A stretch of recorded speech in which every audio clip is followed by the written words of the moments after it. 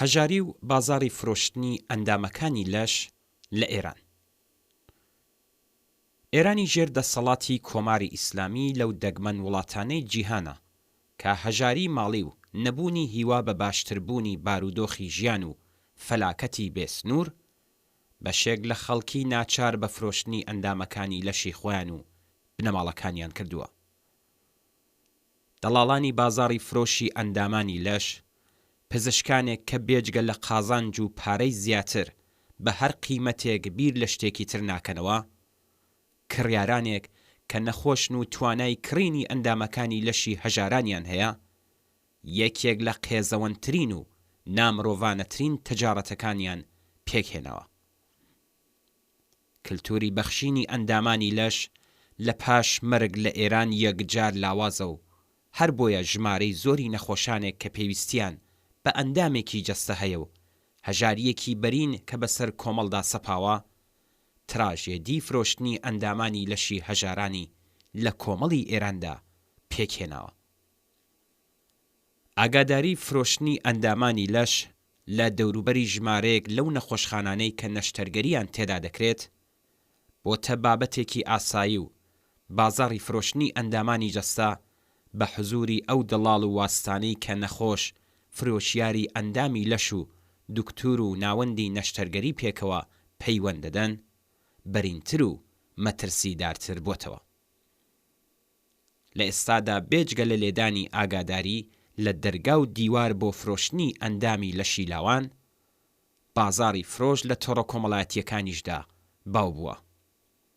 باندە مافیایەکان کە زۆربیان سەر بە حکوومەتی ئیسلامین ویان لە ئەرازل و ئۆباشانی نزیک بە هێزە نیزامی و ئەمنی و ئاخوندەکانن، دەشنە ناو بازاڕ و تجارەتی ئەندامەکانی لەش و تەنانەت لە هێندێک حاڵەتدا منداڵان دەدزن و ئەندامانی جەستەیان بەدەستی قەسابانێک کە خۆیان پزیشک و نەشتەرگەر ناولێناوە دەردێن و دواتر ئەم منداڵانە بێسەر و شوێن دەکەن.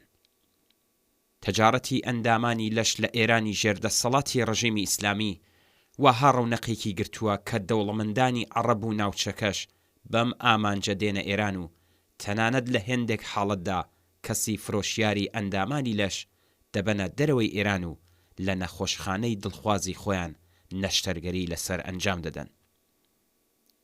وێبسایتی ڕۆژنامەی تجارەت نیوز کە ناوەندەکەی لە ئێرانە لەم بارەوە دەنووسێت: ئەندامی لەش قیمەتێکی سابتی نییە، هەر فرۆشیار و کڕیارێک قیمەتی خۆیان دیاری دەکەن.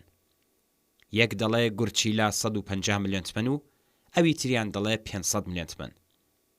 جەرگیش قیمەتی جۆراوجۆر لە 150 ملیۆن تمەنەوە بۆ سەرەیە. فرۆشیارانیش دەڵێن کە هەزینەی نەخۆشخانە و باقی هەزینەکانی دیکە لەسەر کڕیارە. هەندێک دەڵێن دەمێک کە لە سەفدا ماونەتەوە و کڕیاریان بۆ نادۆزرێتەوە. فرۆشتنی گورچیلا زۆر بووە و هێندێک لە فرۆشیارانیش قیمەتی خوارتر دەدەن. هەر ئەوەش بۆتە هۆی ئەوەی کە لە سەفدا بمێننەوە. زۆر یەک لەو کەسانەی کە ئاگاداری دەدەنە دەر لاوانن.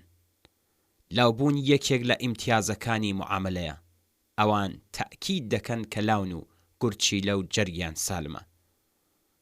هەر لەم پەیوەندەدا با سەرنج بدەینە راپۆرتێکی دڵتەزێن کە وێبسایتی فەردا بڵاوی کردوێتەوە. لە فەزای مەجازیدا هەموو شتێک پەیدا دەبێت. دڵ و کوڕنیە و مێشکی ناو ئێسک. هەرەوەندە بەسە بە شوێنی دابگەڕی. نمونەکەی کاناڵێکی تەلەگرامیە بە پتر لە 140,000 ئەندامەوە. هەم کڕیاری تێدایە و هەم فرۆشیار. ژمارەی ئاگاداریەکان یەکجار لەسەرن. ئاگاداری فرۆشتنی ئەندامانی لەش، وێڕای نووسینی وردەکاری وەک تەمەن، ڕەگەز، گروپی خوێن و بارودۆخی جەستەیی. جەستەم سالمی سالمە، لە 15 ساڵیەوە بە شێوەی پیشەیی وەرزش دەکەم و تاقیکردنەوە و سۆنۆگرافیشم ئەنجام داوە. گشت تاقیکردنەوە پێویستەکانم ئەنجام داوە و بەڵگەی سڵامەتی پزیشکی بوونی هەیە. هێندێکیان مەرجەکانیشیان لە ئاگاداریەکەدا نووسیوە، ئەوەی کە هەموو هەزینەکانی نەشتەرگەری و تێست و تاقیکردنەوە لەسەر کڕیارە. هێندێکیش ڕایانگەیاندووە کە ئامادەن بۆ فرۆشتنی ئەندامی جەستەیان بۆ هەموو شوێنێکی جیهان بڕۆن، تەنیا کڕیار دەبێ هەزینەی سەفەرەکە بدات. قیمەتی ئەندامەکان جیاوازە، لە جەرگی 200 ملیۆنیەوە بگرێت تا گورچیلەی 100 تا 150 ملیۆنی. لەناو ئاگاداریەکاندا ئاگاداری فرۆشتنی دڵیش دەبیندرێت. ژمارەیان کەمە بەڵام هەن. لەو نێوەدا فرۆشیارانی سونەتیش بوونیان هەیە. ئەوانەی وا لەسەر دیواری هێندێک لە نەخۆشخانە و ناوەندەکانی پەیوەندی ئەندامی جەستا ئاگاداری لەسەر دیوار دەنووسن. لەوێ تەنیا زانیاری سەرەکی و پێویست دەبیندرێت، وەکو فرۆشتنی گورچیلەی 20 ساڵە بە گروپی خوێنی ئۆی منفی و ژمارەی تەلەفۆنەکەی. جارێک بۆ فرۆش گروپی خوێنی ئای مثبەت و ژمارەی پەیوەندیەکەی. ئەم دیوارانە بەردەوام ڕەنگ دەکرێن و ئاگاداریەکانیان لەسەر دەسەڵدرێتەوە.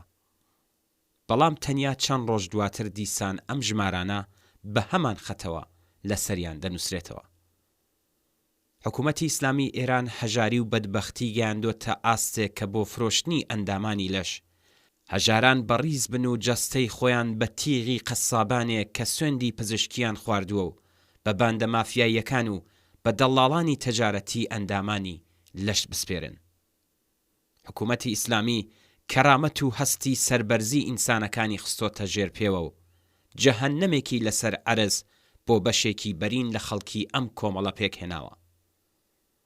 ڕووخاندنی دەسەڵاتی ئیسلامی مەرجی پێویستی سڵامەتی کۆمەڵ و تەندروستی و ئەمنیەتی جەماوەری بێبەشی کرێکار و زەحمەتکێشە.